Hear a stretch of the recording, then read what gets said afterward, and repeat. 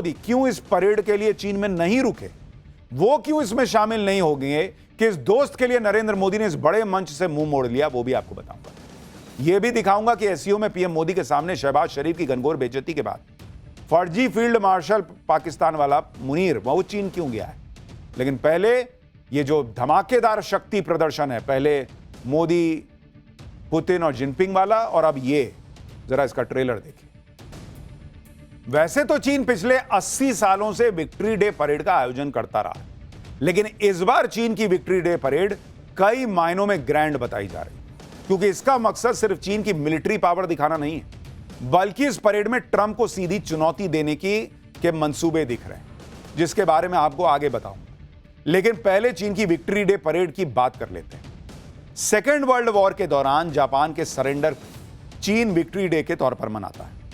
हर साल 3 सितंबर को बीजिंग के थियानमेन स्क्वायर पर विक्ट्री डे परेड होती है, जिसके जरिए चीन अपनी सैन्य ताकत को दुनिया के सामने पेश करता है। चीन का दावा है कि इस बार वो अपने इतिहास की सबसे बड़ी विक्ट्री डे परेड करने वाला है। आप इस वक्त जो वीडियो देख रहे हैं, ये चीन की विक्ट्री डे परेड के ही पुराने वीडियो हैं, जिसमें तोप, गोले, टैंक, फाइटर जेट्स, मिसाइलों का कितना विशाल प्रदर्शन हो रहा है वो दिख रहा है। लेकिन इस बार कहा जा रहा है इससे भी बड़ा आयोजन चीन करने जा रहा है। आप ये वीडियो देखकर ही अंदाजा लगा लीजिए कि इस बार चीन की विक्ट्री डे परेड और कितनी बड़ी होने वाली है।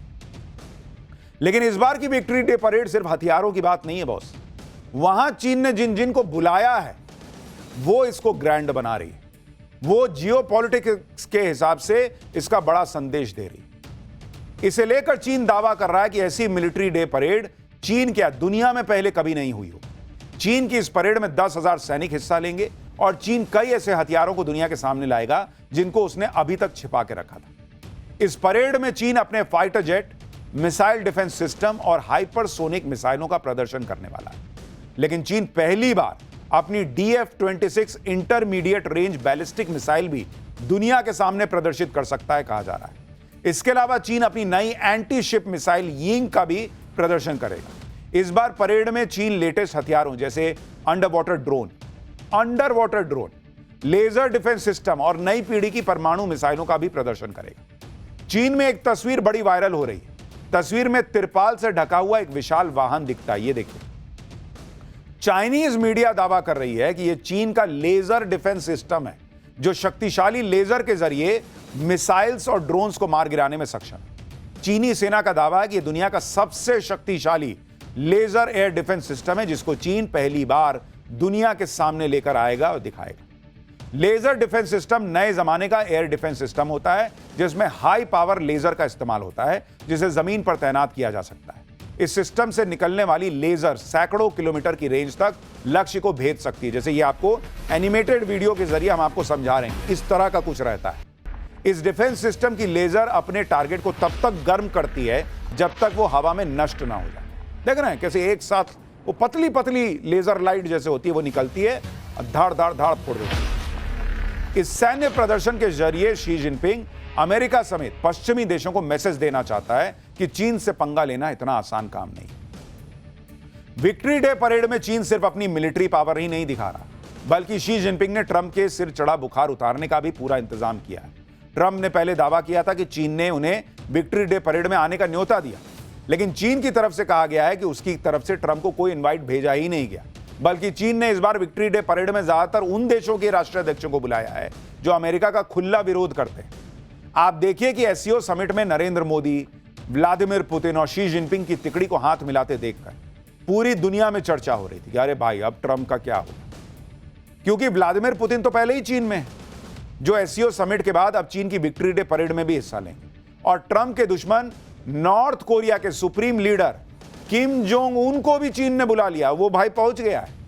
3 सितंबर को विक्ट्री डे परेड में जिनपिंग, पुतिन और किम जोंग उन जब एक मंच पर होंगे तो ट्रंप को शॉक लगना तय है। किम जोंग का चीन की परेड में शामिल होना एक बड़ी खबर है, क्योंकि 2019 के बाद किम जोंग उन पहली बार चीन पहुंचे। दिसंबर 2011 में अपने पिता की मृत्यु के बाद सत्ता संभालने के बाद से आज से पहले किम जोंग उन ने किसी भी बहुपक्षीय सम्मेलन या विदेशी नेताओं से जुड़े किसी कार्यक्रम में हिस्सा लिया ही नहीं। किम जोंग ने चीन पहुंचकर ट्रंप को ठेंगा दिखा दिया, क्योंकि अभी कुछ दिन पहले ही ट्रंप किम जोंग की तारीफ कर रहे थे। ट्रंप अपने पहले कार्यकाल में 3 बार किम जोंग से मिल चुके हैं और अब चौथी बार किम जोंग से मिलने की प्लानिंग कर रहे थे। ट्रंप तो ये तक कह चुके हैं कि वो किम जोंग के प्यार में पड़ चुके हैं और वो किम के साथ गोल्फ खेलना चाहते हैं। अभी 25 अगस्त को ही ट्रंप कह रहे थे कि किम जोंग से तो उनके बहुत अच्छे रिश्ते हैं। एक बार सुनिए, लेकिन यहां तो कुछ और ही खेला हो रहा है। I have a great relationship with Kim Jong-un. I hope it stays that way. I think it will. I have a very good relationship. I understand him. I spent a lot of free time with him talking about things that we probably aren't supposed to talk about. And I get along with him really well. दोनों देशों के तार तो नहीं मिलते, लेकिन चूंकि Kim Jong को सनकी कहा जाता है, ट्रंप भी आजकल सनकी जैसा ही व्यवहार कर रहे हैं, तो दोनों की सनक का लेवल मैच जरूर हो सकता है। मतलब आप देखिए कि ट्रंप ने कैसी बेइज्जती करवाई है। अभी एक हफ्ता पहले ही वो किम जोंग से दोस्ती के दावे कर रहे थे। अब किम जोंग ने चीन पहुंचकर ट्रंप को कह दिया कि अपनी दोस्ती अपने पास रखो। वैसे हर बार की तरह इस बार भी किम जोंग की उस रहस्यमयी ग्रीन ट्रेन की चर्चा हो रही है जिससे वो 1300 किलोमीटर की दूरी तय करके चीन पहुंचे। वो भाई अपनी ही ट्रेन से चलता है, क्योंकि आमतौर पर किसी देश का कोई सर्वोच्च नेता किसी दूसरे देश जाता है तो भाई तेजी से पहुंचने के लिए हवाई जहाज से चला जाता है, अपना हवाई जहाज लेके जाता है। लेकिन किम जोंग उन अलग लेवल पे हैं। वो जब भी अपने देश से बाहर जाते हैं तो अपनी इसी खास ट्रेन से जाते हैं। किम इसी ट्रेन से चीन, रूस और वियतनाम की यात्रा कर चुके हैं। सितंबर 2023 में जब किम जोंग रूस यात्रा पर गए थे तब भी इसी ट्रेन में गए थे। आप जो वीडियो देख रहे हैं उसमें मॉस्को पहुंचने के बाद किम जोंग की ट्रेन की सफाई हो रही है। आप देख रहे हैं ट्रेन चलता जा रहा है, भाई साफ करता जा रहा है। किम जोंग उन की इस ट्रेन का नाम सनशाइन है। यह ट्रेन किसी चलते फिरते गोपनीय किले की तरह है जिसमें 10 से 15 डिब्बे होते हैं। यह ट्रेन बुलेट और बम प्रूफ है। इसमें कई तरह के खतरनाक हथियार फिट हैं। ट्रेन में किम जोंग के खास कमांडो और डॉक्टर्स की टीम भी चलती है। किम जोंग विदेश में भी अपनी बुलेट प्रूफ कार से चलते हैं और ये कारें ट्रेन में ही रखकर ले जाई जाती हैं। इस वीडियो में देखिए कैसे किम की बुलेट प्रूफ कार को पार्क किया जा रहा है। ट्रेन में लेके भाई अपना कार चल रहा है। किम जोंग उन चीन में, पुतिन चीन में, शी जिनपिंग ने जबरदस्त पावर शो का इंतजाम कर रखा है। अब आप अंदाजा लगाइए कि बीजिंग के थियानमेन स्क्वायर पर जब हजारों चीनी सैनिक मार्च कर रहे होंगे, चीन अपने हथियारों का लाव लश्कर दिखा रहा होगा और परेड के मंच पर पहली बार एक साथ अमेरिका के 3 बड़े दुश्मन खड़े होंगे तो ट्रंप के लिए क्या मैसेज जाएगा। लेकिन जिनपिंग ने माफ कीजिएगा, सिर्फ पुतिन और किम जोंग को ही नहीं बुलाया, बल्कि ऐसे ऐसे देशों के नेताओं को इनवाइट किया है जो ट्रंप के कट्टर दुश्मनों की कैटेगरी में आते हैं।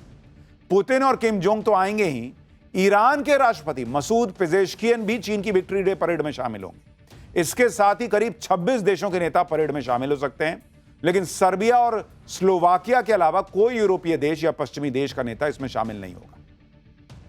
अब आप यह भी सोच रहे होंगे कि चीन की विक्ट्री डे परेड में नरेंद्र मोदी क्यों नहीं होंगे, क्योंकि ऐसा तो हो नहीं सकता कि जिनपिंग ने नरेंद्र मोदी को इन्वाइट ना किया हो।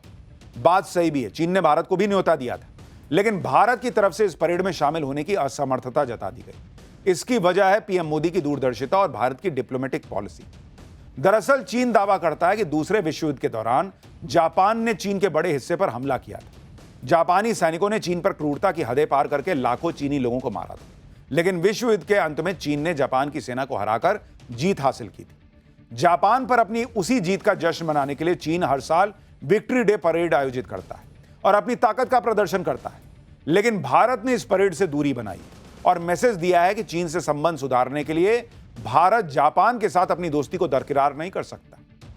यह है नया भारत बॉस कि ठीक है, पुतिन से दोस्ती है, जिनपिंग से रिश्ते सुधारने की बात चल रही है, चलो ठीक है, ट्राई कर रहे हैं, लेकिन इसके लिए जापान जो अपना दोस्त है उसको छोड़ देंगे, ये नहीं।